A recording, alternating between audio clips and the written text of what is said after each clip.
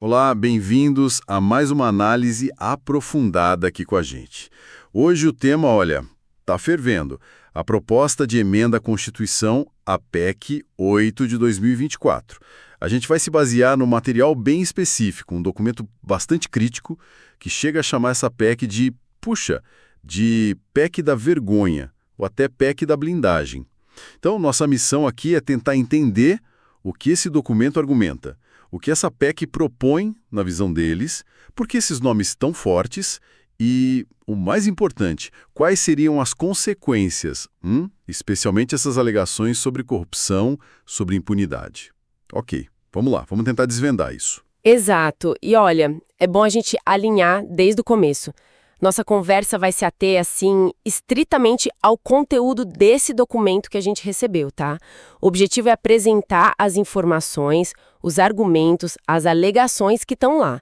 Não é endossar, nem emitir opinião nossa, é destilar mesmo os pontos que essa fonte levanta sobre a PEC 8. Segundo esse material, a proposta veio do deputado Ricardo Aires, do Republicanos, e a ideia central, como está descrita lá no documento, é mexer no artigo 53 da Constituição, justamente o artigo que fala das imunidades dos parlamentares, sabe? Certo.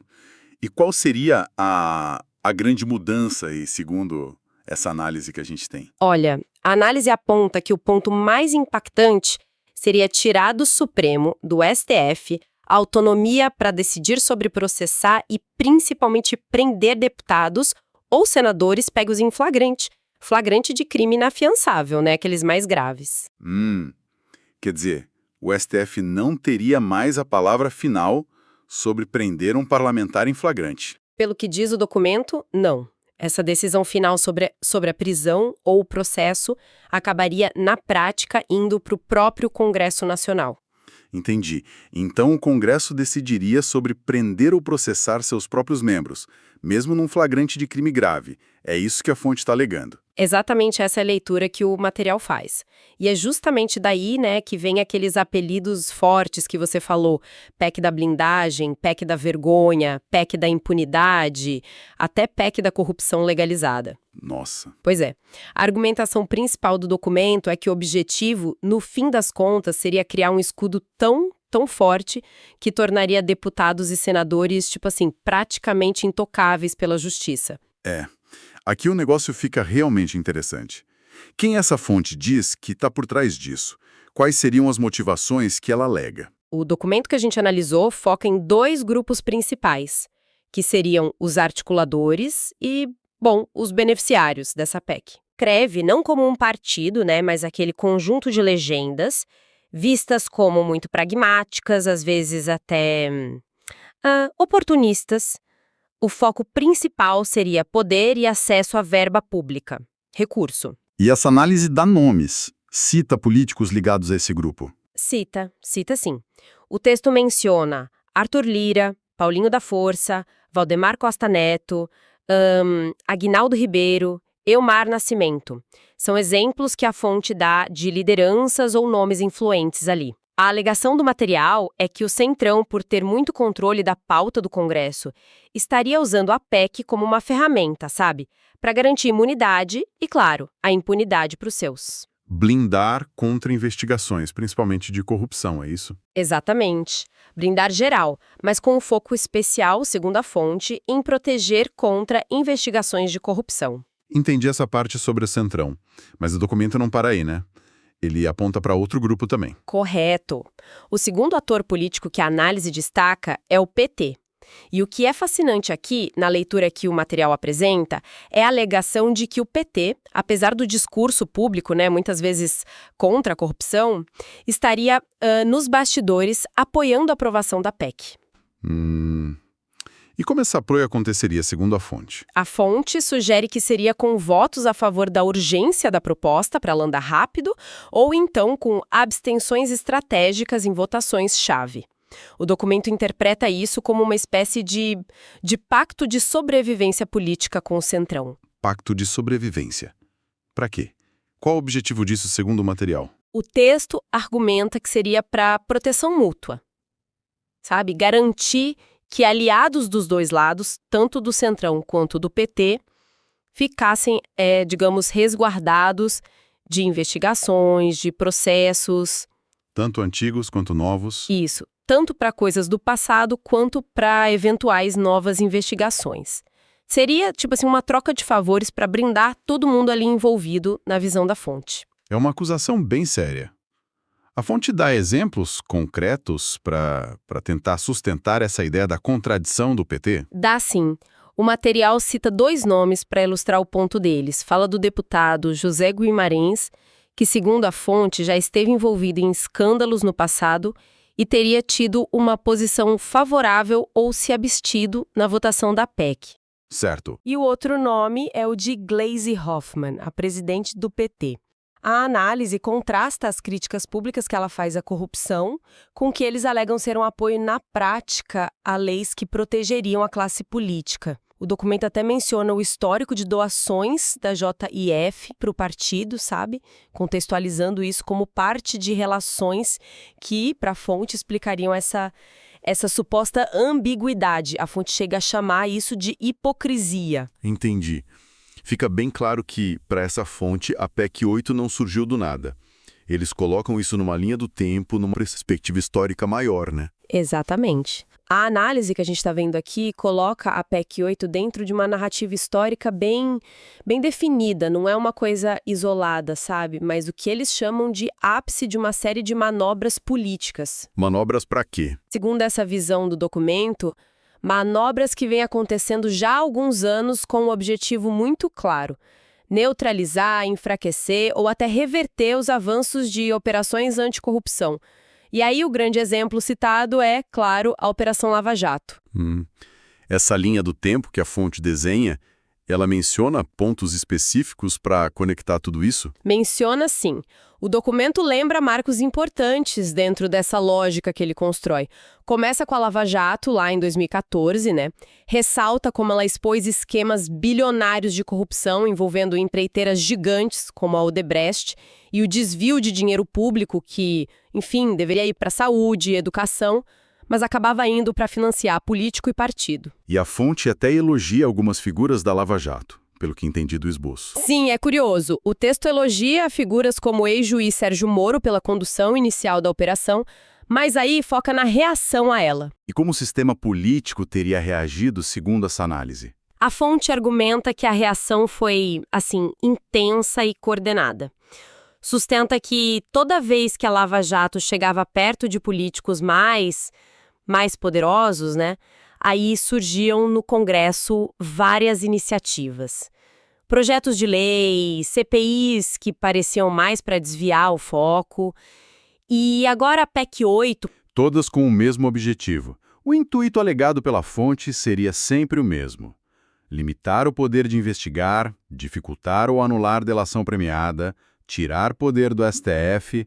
Na perspectiva do documento, o objetivo final era sempre proteger a classe política, proteger da responsabilização por corrupção. E além da Lava Jato, que outros eventos essa fonte amarra nessa suposta estratégia de autoproteção? O material menciona o Mensalão, lá de 2005, como um antecedente importante dessa dinâmica.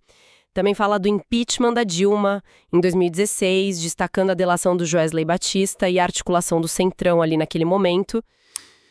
Entendi. E conecta isso de forma muito direta com coisas mais recentes, tipo o orçamento secreto.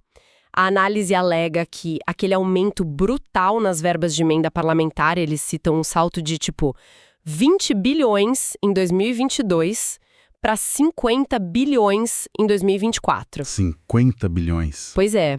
A fonte alega que isso estaria diretamente ligado à compra de apoio político no Congresso, inclusive para aprovar pautas polêmicas como a própria PEC 8. A narrativa que a fonte constrói é de um padrão mesmo, sabe? De autoproteção e busca por impunidade por parte da classe política, especialmente ligada à corrupção. Então, o que tudo isso significa? O argumento central da fonte parece ser o impacto direto na luta contra a corrupção, né? Qual é a tese deles sobre as consequências dessa PEC? Exatamente. Esse é o ponto crucial, o argumento mais forte do documento. É que a PEC 8 criaria, na prática, um escudo institucional contra a justiça. Tornaria a responsabilização por corrupção algo muito, muito difícil para os parlamentares. Um escudo. Sim, a fonte é muito enfática nisso. Diz que a proposta, se passar, permitiria que deputados e senadores, mesmo pegos em flagrante cometendo atos de corrupção, pudessem ser salvos por uma votação dos colegas no Congresso. Isso impediria a investigação de ir adiante, o processo, gerando uma impunidade institucionalizada mesmo. O foco é total na questão da corrupção aqui. E as consequências práticas dessa alegada impunidade, como a fonte descreve? O foco na corrupção é pesado mesmo. Primeiro, eles falam em blindagem e anistia. O argumento é que a PEC não só protegeria contra investigações futuras de corrupção, mas que poderia, na prática, funcionar como uma anistia para crimes do passado. Anistia para quem? Eles citam nomes? Citam. O texto menciona nominalmente figuras como Eduardo Cunha e José Dirceu, ambos envolvidos em grandes escândalos, como exemplos de quem poderia se beneficiar, ficando protegido de futuras ações da justiça por seus atos.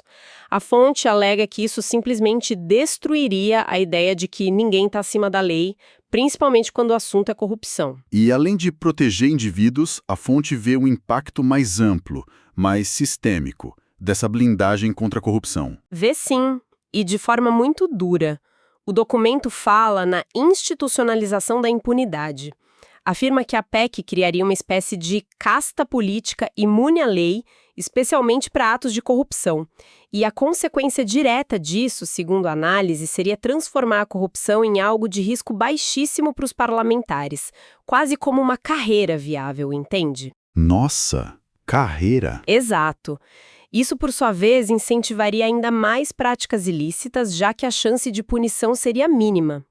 A crítica aqui é que a PEC normalizaria a corrupção bem no centro do poder legislativo. E como essa dinâmica, na visão da fonte, respingaria na sociedade brasileira, fora de Brasília? A análise conecta essa impunidade política diretamente aos efeitos devastadores da corrupção na economia e na vida das pessoas comuns.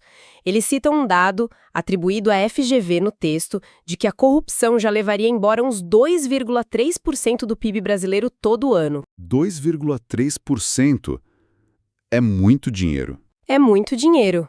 E o argumento é que, com a blindagem que a PEC daria, esse cenário ficaria ainda pior.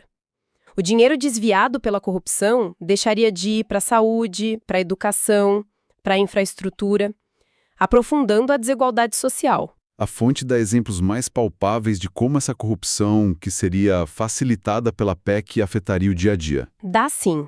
O documento menciona desvio de verba de merenda escolar, que afeta a nutrição das crianças, fala de programa de saúde com contrato superfaturado. Eles até citam mais médicos como um exemplo histórico desse tipo de esquema e aponta também para a insegurança jurídica que essa percepção de corrupção geral e impune cria para quem tenta empreender honestamente. A tese central é que a corrupção, quando não combatida, ou pior, incentivada pela impunidade que a PEC traria, tem um custo social e econômico altíssimo. Quem paga a conta é a sociedade toda. Uma dimensão moral, certo? Fala e com muita ênfase. O material argumenta que aprovar a PEC seria uma erosão moral para o país. Afirma que a percepção geral de que político pode cometer crime, especialmente de corrupção, e não dá em nada, isso corrói valores básicos como honestidade, respeito à lei, confiança. E qual o resultado disso? Isso geraria, segundo a fonte, um ciclo vicioso. Desconfiança nas instituições, Congresso, Judiciário, e minaria a esperança das pessoas na justiça, no futuro melhor. A corrupção, para eles, não é só desvio de dinheiro, é um ataque aos pilares morais da sociedade. Mudando um pouco o foco agora, para o processo legislativo em si. A coisa andou rápido na Câmara, né? Como a fonte descreve essa tramitação inicial? A fonte destaca muito a votação que aprovou a urgência da PEC na Câmara. Foi em 17 de setembro de 2024. E o placar, segundo o documento, foi bem expressivo. 324 votos a favor da urgência, 111 contra. 324 a favor. Sim, e o texto faz questão de frisar que esse resultado veio com apoio maciço dos partidos do Centrão, citam PP, republicanos, PL e também contou com votos a favor ou abstenções estratégicas de alas do PT. A fonte interpreta isso como a prova daquele pacto de proteção mútua que a gente falou antes. E qual o papel que a fonte atribui à presidência da Câmara nesse processo rápido? O material coloca o papel central no Arthur Lira, que presidia a Câmara na época. A alegação é que ele teria usado o poder dele, de controlar a pauta, para acelerar tudo, atropelando etapas, evitando mais debate, consulta à sociedade, coisas que poderiam criar mais resistência contra a proposta. E é interessante ver como o documento contrasta essa velocidade lá dentro do Congresso com a reação que eles descrevem aqui fora. Mencionam que teve manifestação pública contra a PEC em cidades grandes, São Paulo, Rio, Curitiba. Teve protesto. Teve, segundo a fonte, pessoas na rua com cartaz gritando sem anistia, sem blindagem. O protesto era justamente contra essa ideia de que a PEC era para garantir impunidade para político, especialmente em caso de corrupção. E qual a leitura que a fonte faz dessa aparente diferença entre o que se via nas ruas e o que acontecia no Congresso? Isso levanta uma questão importante que a fonte explora bastante: a da alegada desconexão profunda entre a elite política e a população. O documento argumenta que o Congresso aprovar a urgência da PEC, mesmo com protesto e repercussão negativa, seria a prova de que os parlamentares, principalmente fora de eleição, ignoram o sentimento popular quando o interesse corporativo deles está em jogo. Agindo de costas para o povo, como se diz. Exato, a fonte descreve assim: a classe política agindo de costas para o povo, priorizando a autoproteção, especialmente contra a acusação de corrupção. Ok, então, para a gente recapitular os pontos principais dessa fonte que a gente analisou hoje. Temos a PEC 8 de 2024, que é apresentada nesse material como uma proposta do Centrão, mas com apoio estratégico do PT. O objetivo alegado: mudar a Constituição para blindar parlamentar contra a investigação e processo, mesmo em flagrante de crime grave, com foco especial em barrar ações ligadas à corrupção. Isso, e a fonte argumenta com muita força que isso resultaria numa blindagem real, podendo até anistiar crimes de corrupção do passado e proteger figuras já conhecidas de escândalos. O ponto central da crítica do documento é que essa PEC institucionalizaria a impunidade para político, tornando a corrupção um crime de baixo risco e com consequências terríveis para a economia e para a sociedade, pelo desvio de dinheiro e pela perda de confiança nas instituições e na moralidade pública. A análise que a gente viu também coloca a PEC num contexto histórico, como ponto mais alto de manobras anteriores para frear a Lava Jato e proteger políticos envolvidos em corrupção. E, por fim, aponta essa desconexão entre a aprovação rápida da urgência no Congresso e os protestos populares contra, que teriam sido ignorados. E é fundamental, mais uma vez, a gente reforçar: toda essa nossa conversa foi baseada nos argumentos, nas alegações, na perspectiva desse documento específico que a gente recebeu. Nosso papel aqui foi expor e analisar o conteúdo desse material sobre a PEC 8 e suas supostas implicações, principalmente sobre corrupção e impunidade, sem emitir juízo de valor sobre a verdade disso tudo ou sobre os méritos da PEC em si. O foco foi entender a visão da fonte. Perfeito. Clareza total nisso. E para a gente encerrar nossa conversa hoje, fica aqui uma reflexão final, inspirada diretamente nos argumentos da fonte, mas que a gente pode deixar em aberto para quem nos acompanha. Considerando esses argumentos apresentados sobre a possibilidade de o Congresso poder barrar investigações e processos contra seus próprios membros, principalmente em casos de corrupção, que tipo de equilíbrio ou talvez desequilíbrio entre os poderes executivo, legislativo e judiciário isso poderia gerar a longo prazo, nesse cenário que a fonte descreveu? Uma questão bem complexa para a gente continuar pensando.